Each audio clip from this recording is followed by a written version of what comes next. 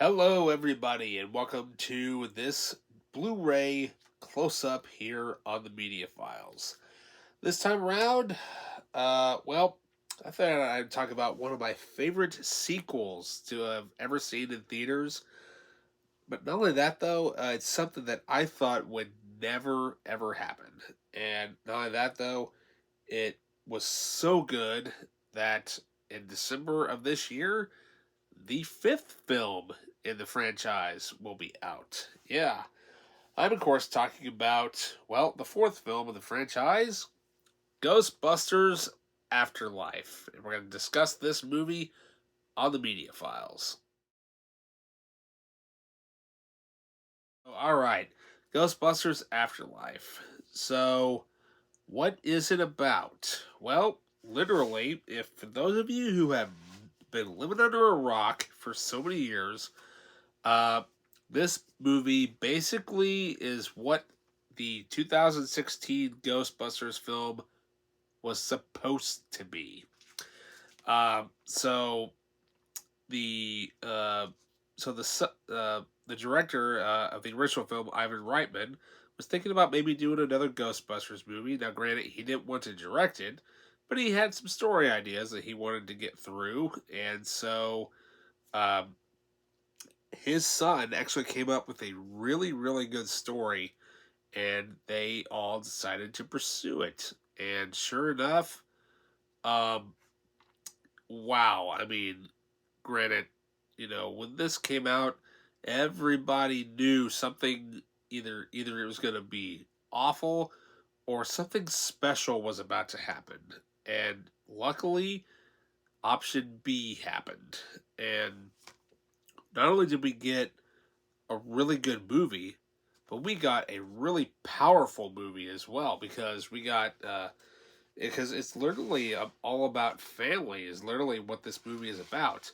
So reading the back of the sleeve here of the slipcase, we have from director Jason Reitman and producer Ivan Reitman comes the next chapter in the original Ghostbusters universe. In Ghostbusters Afterlife, when a single mom and her two kids arrive in a small town, they begin to discover their connection to the original Ghostbusters and their secret legacy of their grandfather, an original Ghostbuster left behind. The film, written by Gil Keenan and Jason Reitman. So, basically, that kind of sums up the movie. So, basically, a mom and her two kids arrive in a small town which is in the middle of nowhere, and they basically inherit the house that their grandfather was living in the middle of nowhere. But it looks kind of weird. It has a whole bunch of stuff around it, and you have no idea why it is the way it is. But what they managed to do with this is that they managed to somehow pull in not only just an original story, but a continuation, like the passing of the torch, basically. And you get loads of great other actors. And you get new actors that come along. So you have Carrie Coon, who plays the mom. Uh, then you have Finn Wolfhard from Stranger Things portraying the son, and McKenna Grace playing the daughter, Phoebe, which is a pretty cool name. And you also have great comedian actor Paul Rudd in here as Mr. Grubinson. Uh, and he shows the kids Cujo of all things in his summer school thing, and he's a scientist at the school or whatever, like a chemistry scientist and whatnot. And I believe it's chemistry. It's either it's some he's a scientist, anyways. Um, so what's great is that they bring back loads of stuff, loads of nostalgia from the original film, but they put that new spin twist on it. And on top of that, you got Phoebe, and she's looking a lot like a certain character from the original movie. And so, but what's so cool about it though is the DVD unfortunately doesn't have artwork, but the Blu-ray does, and we have the return of these little guys, the little marshmallow guys. And when you see those little guys pop up, oh man, you just start laughing your ass off for what they all do, because you kind of have to go frame by frame to see what a lot of those guys do. Some of them actually poke each other through the nose with a pick, and then one tries to eat the other. But it's such a great movie though, and so now we come into one of the characters, he's not mentioned on the back, but we have the character there, a podcast, and he's such a cool character, and I really wish it would be so cool if they would release all of the characters' podcasts and like a fake podcast type of thing. That would be cool. If they would actually do that, because I'd listen to that. You know what I mean? Because as they say, um, by episode 46, it really starts to shine a little bit. But we also have the returning characters from the first film, including Ernie Hudson, Dan Aykroyd, and Bill Murray. And if you noticed, there's one that is missing. Spoiler alert. Um, so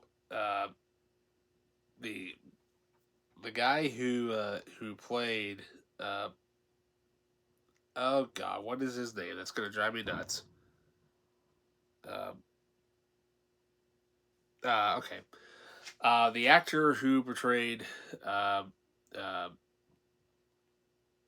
oh god, what Egon, Harold Ramis.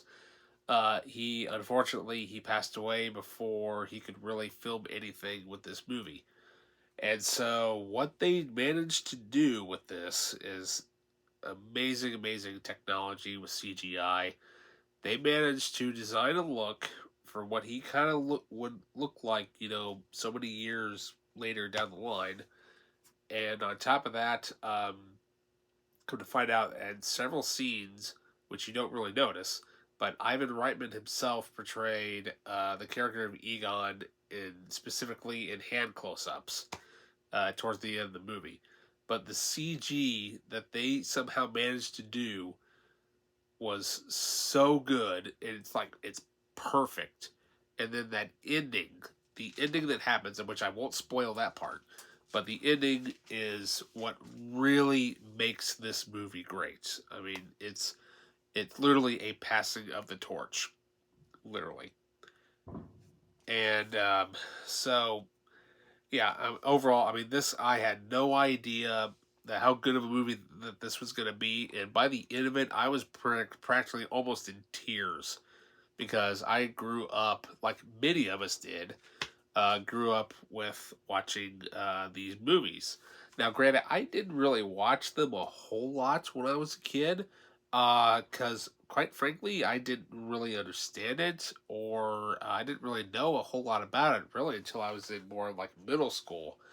But after watching the original so many times, you just get attached to those characters, and sure enough, when they do stuff with these characters and they continue on with these legacy characters, like a lot of them are doing now, you get that emotional attachment to it. But what they managed to do with this character is so good, and they even bring back a character that I was not expecting to even show up at all. And I won't spoil that for you, but but if you know who it is, you're like, is that who I think it is? Yes, it is. And if you hear banging, you can hear some fireworks maybe going off in the background. Um, so with that, let's go through the bonus features. So we have over 45 minutes of bonus content. So we got one. Easter eggs revealed. Ghostbusters, a look back. Bringing Ecto-1 back to life. The Gearhead's Guide to the Ghostbusters gadgets. A deleted scene, and more. Okay, and then, so one of the things I wanted to mention is that there is a song that is playing during the end credits. It's called A Haunted House. It is actually sung by McKenna Grace. She's an actual singer as well, which I thought that was really cool, by the way. And so yeah, which I was like, who's that? I'm like, And then when the credits show that it was her singing it, it's actually an original song that she wrote for the movie. That's actually pretty interesting because I'm wondering if she'll do something like that for the next film. Now, the next film is entitled Ghostbusters um, Firehouse. Because now this is the brief spoiler that I'll mention at the very end. Because Ernie Hudson takes the Ecto 1 back to the original firehouse from the original movie. As far as the story goes, we don't know what's going to happen, but I hope to God that they do not pull off a Ghostbusters 2. Although it would be cool if they would bring back certain characters from that movie, but Ghostbusters 2 is kind of the weakest one out of all four of them, in my opinion. But yeah, so with that, I'll definitely leave a link in the description below. Definitely get the Blu-ray. Definitely get the 4K. If you want DVD, just get this because it comes with it. But definitely, you need to watch this movie in the highest, quality picture possible because there is stuff in there that you cannot see in standard definition, and it looks a little blurry in my opinion in certain shots, especially on DVD. So with that, please like and subscribe. Hit that notification button, and I'll see you in the next video. See ya.